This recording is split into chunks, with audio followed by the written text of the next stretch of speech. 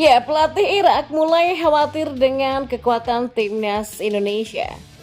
Dan di informasi bola selanjutnya, PSSI pastikan striker grade A yang akan dinaturalisasi bukan oleh Romeni.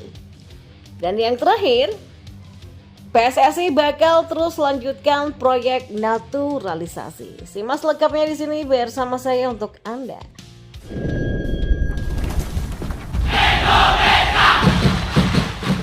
Ya, kabar yang menggemparkan datang dari panggung sepak bola Asia. Timnas Indonesia yang sebelumnya dikalahkan oleh Irak di kualifikasi Piala Dunia 2026 dan Piala Asia 2023 kini telah bangkit dan menunjukkan penampilan yang memukau.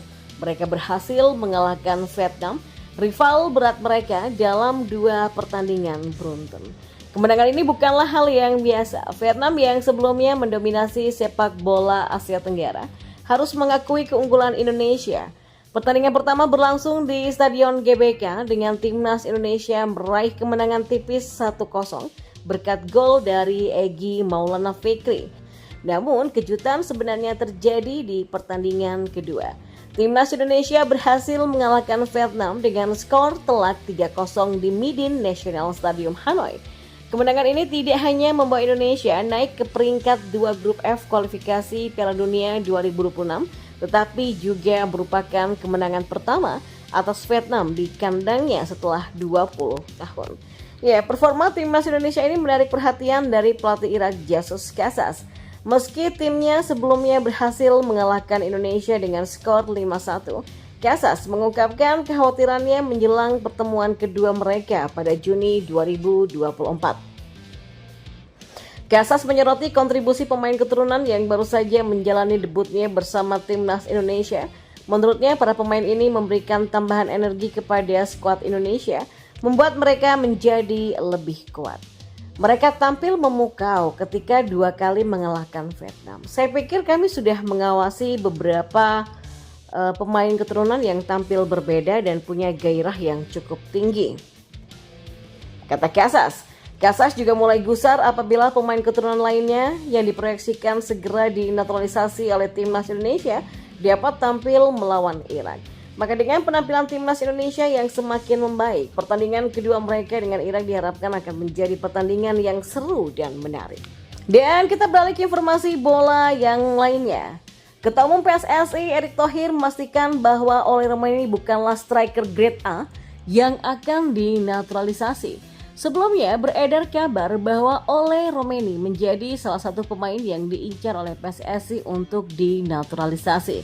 Kepada kanal YouTube Football Premier pada 25 Maret lalu, Oleh menyampaikan bahwa sudah menjalin komunikasi dengan PSSI.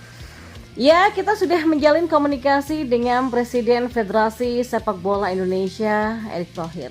Suatu kebanggaan besar karena nenek dan ibu saya lahir di sana, kata Oleh. Bahkan Oleh Romeni secara gamblang berujar bahwa PSSI ingin menaturalisasi dirinya. Saya agen dan Presiden PSSI. Kita bicara tentang apa yang mereka mau ya soal naturalisasi. Mereka ingin saya di sana untuk membela timnas Indonesia, ujarnya. Namun kabar ini segera dibantah oleh Ketua Umum PSSI Erick Thohir. Menurutnya betul bahwa akan ada 2 pemain naturalisasi yang akan bergabung.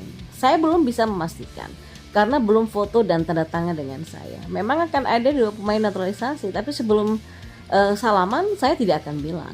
Kalau nanti suratnya masuk ada 2 pemain yang akan dinaturalisasi, ujarnya.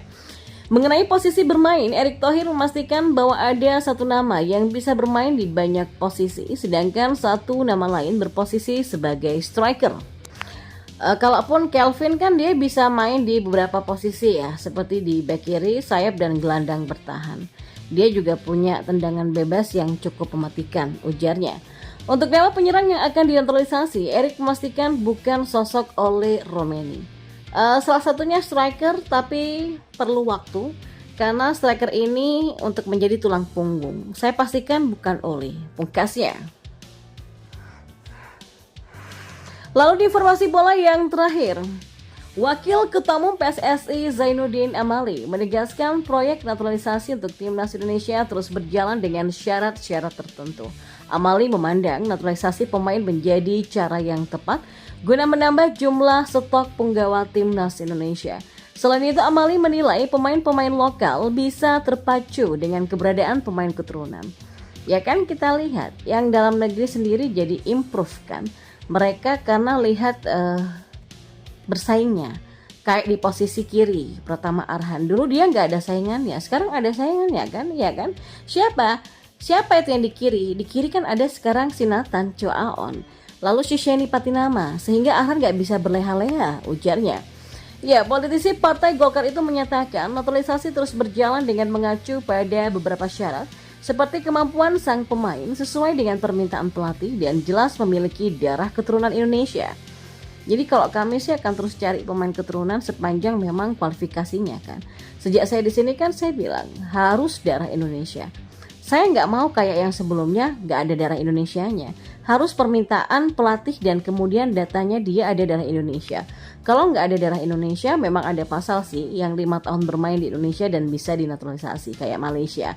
Kan Malaysia kan gitu kan, bukan menetap. Kan pasalnya begitu juga ya. Jadi bukan cuma menetap, harus main dan tidak keluar dari Indonesia selama 5 tahun. Tapi kalau keluar masuk 10 tahun, ujar Amali. Amali pun menjelaskan hal tersebut karena menurutnya ada rasa nasionalisme yang berbeda antara pemain yang punya darah keturunan dan pemain yang tidak punya darah Indonesia sama sekali. Ya, dalam 2 tahun belakangan sederet atlet dari Eropa dinaturalisasi dan kemudian menjadi bagian timnas Indonesia seperti Jordi Amat, Ivar Jenner, Rafael Struijk, Justin Hubner, Sheni Patinama, Jay Itzes, Nathan Choaon, Tom Hei, dan juga Ragnar Oratmangun. Ya, saat skuad Garuda menaklukkan Vietnam dalam serangkaian pertandingan kualifikasi Piala Dunia 2026, semangat kembali berkobar di antara penggemar dan juga para pemain. Perjalanan timnas Indonesia menuju Piala Dunia 2026 tidaklah mudah. Setelah kemenangan yang menginspirasi atas Vietnam, tim tersebut masih harus melewati beberapa putaran kualifikasi yang berat. Saat ini mereka berada di putaran kedua dengan prospek kelanjutan ke putaran ketiga jika mereka lolos. Namun perjalanan tidak berhenti di situ saja. Timnas Indonesia harus bersaing di putaran keempat untuk menentukan juara grup dan mendapatkan tiket langsung ke Piala Dunia. Jika mereka hanya menjadi runner-up, mereka harus melewati putaran kelima dalam bentuk babak playoff.